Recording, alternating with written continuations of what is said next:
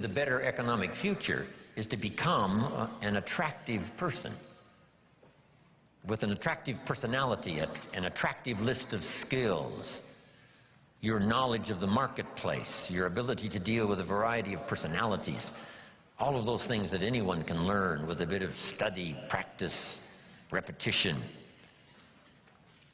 So the key is, you cannot change the seasons, but you can change yourself. But let's talk about the seasons, just in a brief outline here. Number one is the winter time. I don't know where we've caught you this weekend. Maybe it's spring for you, maybe it's summer, you're toughing it out, maybe it's harvest, you're cashing it in. If we knew the story, we'd let you lecture. But maybe for some of you, it's one of those winter times. Personal winters, social winters, economic winters. There's a variety. So what about the winter? Make this note, it always comes. So you got to be prepared. Hopefully you've done your homework. You're ready and prepared for this winter more than you were some others that have come into your life where you were less prepared. Make this note of a Bible story. It's very important because it's one of the great lessons of life. I'm an amateur on the Bible, but here's what the storyteller says. There were two nice people.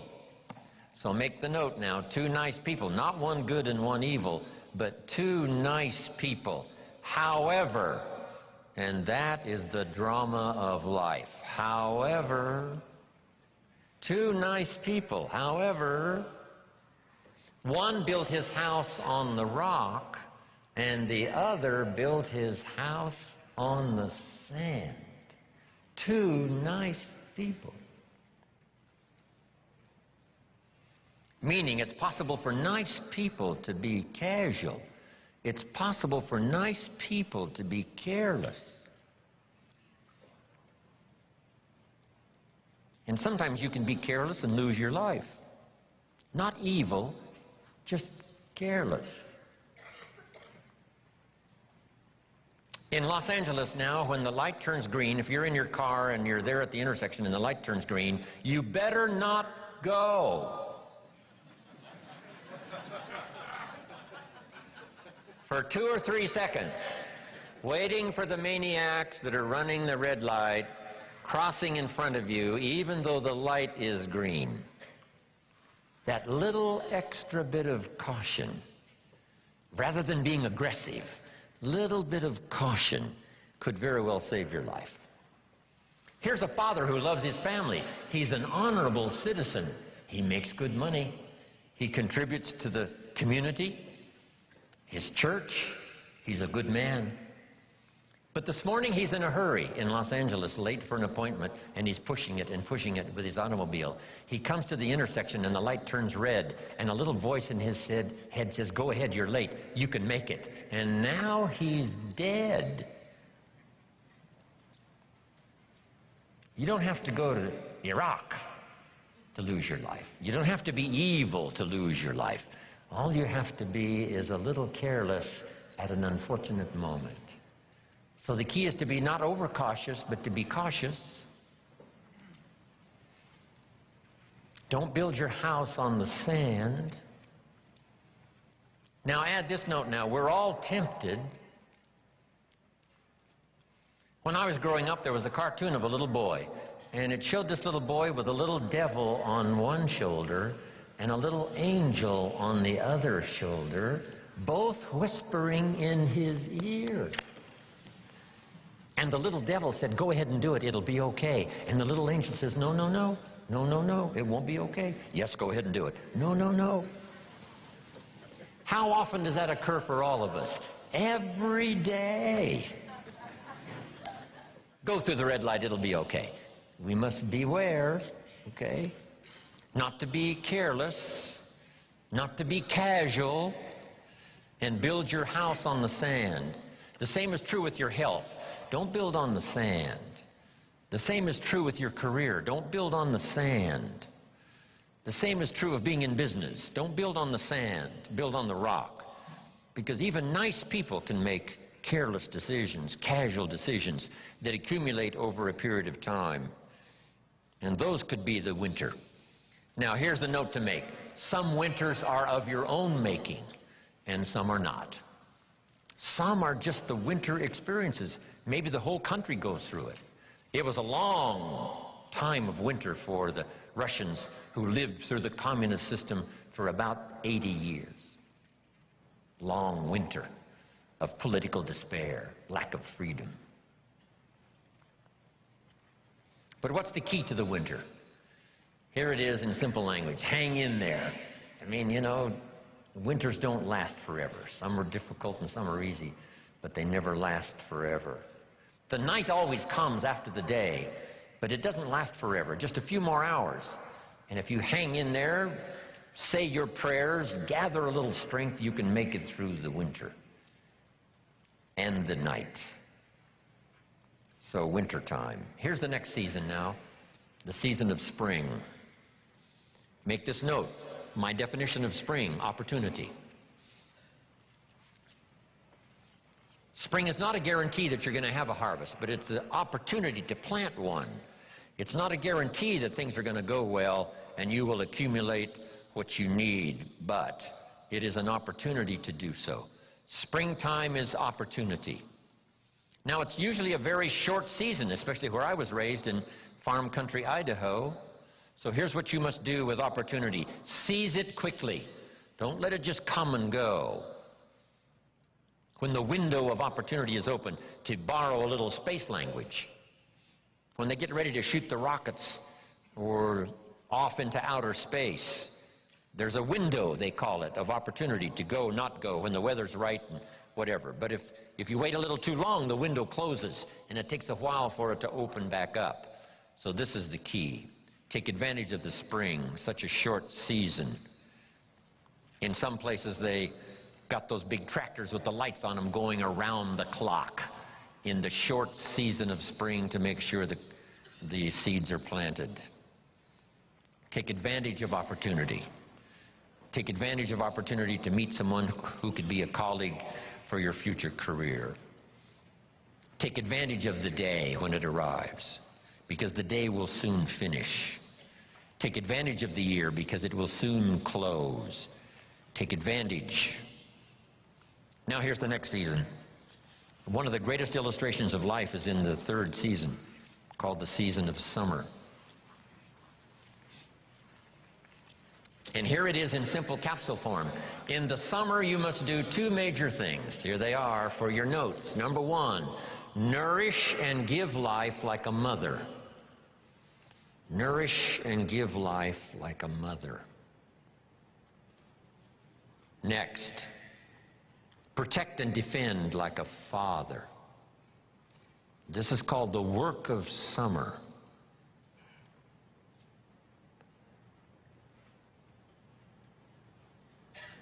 Give life like a mother. Take life like a father. Love like a mother. Hate like a father. Any father would say to whatever threatens his family, take 2 more steps toward this family, you'll cease to exist. I'm father. I protect, I kill if necessary. So you've got to nourish your garden, and then you've got to protect it by fighting the weeds and the bugs that are out to destroy it. As soon as you've planted, the busy bugs and the noxious weeds are out to take it. Now put this line in your notes, and they will take it unless you are extremely father-like and vigorous. You have to develop a hatred for evil. The old prophet said, love good and hate evil, because those twin forces are at work always. Even in the beginning of the beginnings, Lucifer, according to the storyteller, tried to take over God's throne, didn't succeed, and so began the story of the creator and the spoiler. And so exists for all of us this great drama of the ability to create, but the destroyer not too far away. In another seminar I give, here's what I say, and this is good philosophy. It seems like opposites are in conflict and we are in the middle. Evil on one side, good on the other side. Illness on one side, good health on the other side. Darkness on one side, light on the other side, and they're in conflict. If you walk into a room that's dark and turn on the light, the darkness disappears and goes away. How far away does it go? Not very far. Waiting for a chance, what? To come back in. Move in, take over the territory. As light begins to lose its energy, darkness moves in. There's a war on. Here's what it's called. Push-shove. As we sit here, right? Good health plan is trying to defeat illness and drive it into a small corner. If you don't work on your good health plan, illness will drive your health into a small corner. It's called push and shove. In your bloodstream, there are red corpuscles to nourish like a mother and white corpuscles to fight and kill like a father. Thank God for white corpuscles that think negative all day. White corpuscles say, just show me some infection, I'll kill it. Because if I don't kill it, what? It kills you. White corpuscles say, it's my job today to make sure you don't get killed. So I'm here to fight. Have you got that now? Red to nourish, white to fight.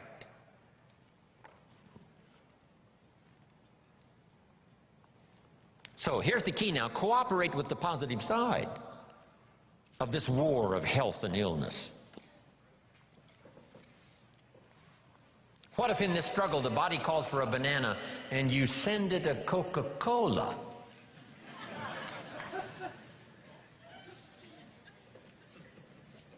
And now the body has the right to say what? Whose side are you on?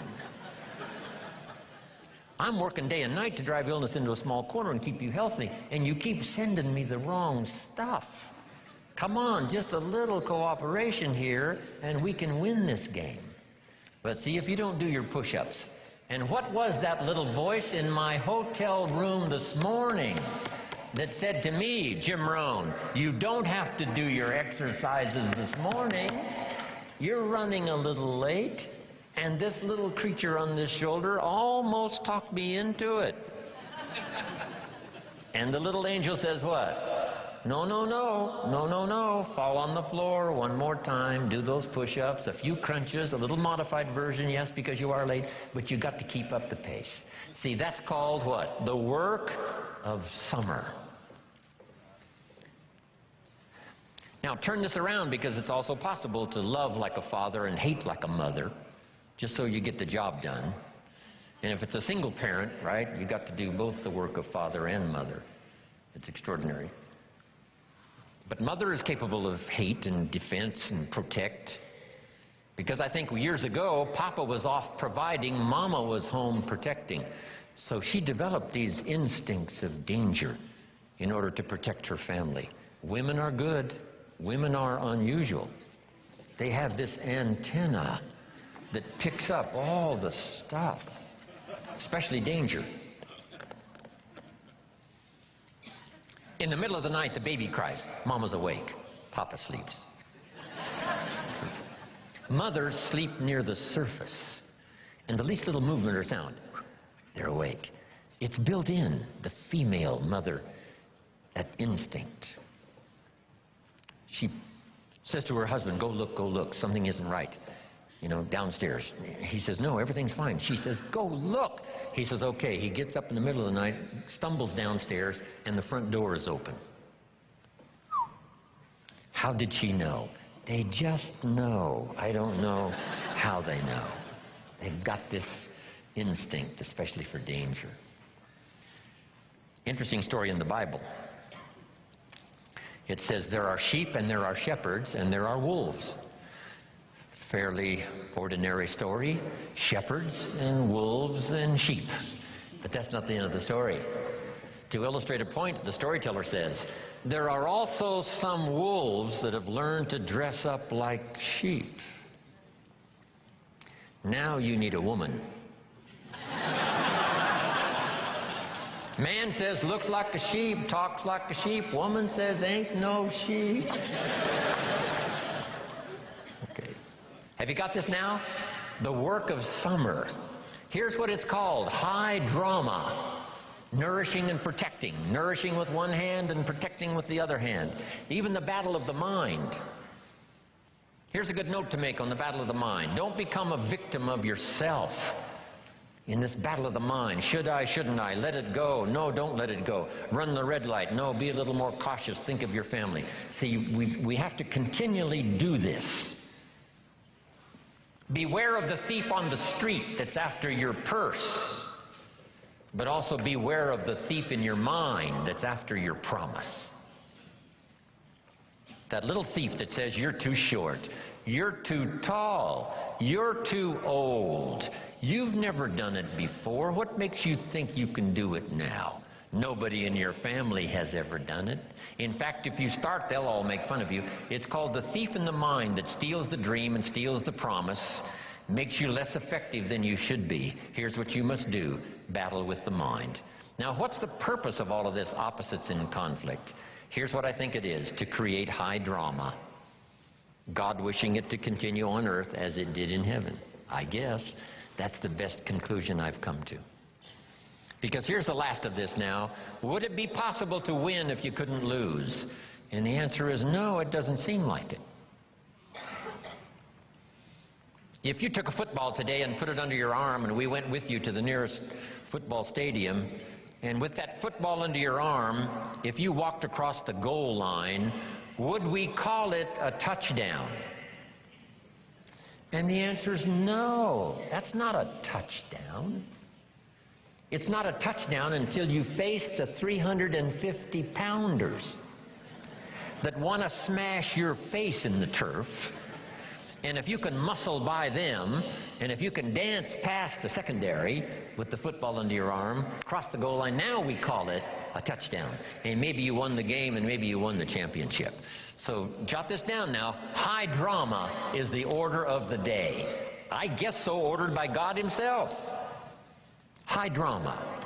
But that's what makes life so unique, so challenging, so much opportunity. A chance for fortune and a chance for failure. And you've got to defend yourself against one, see if you can't maximize the other. That's the game of life. Isn't this good stuff? I mean, these few simple ideas started changing my life. Age 25, I was never the same. What if you picked up a book? And the book, first chapter said, everything's fine. Chapter 2, everything's fine.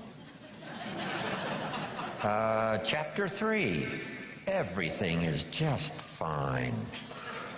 Chapter 4, everything is still just fine. Would you finish this book? And the answer was no. What kind of a book is this? So the book on your life story is not going to be this. It's going to be filled with the full dramas of the highs and the lows and the winter and the spring and the summer and the harvest. So have you got that now? The third season. Do the work of summer. Be both optimistic and vigilant.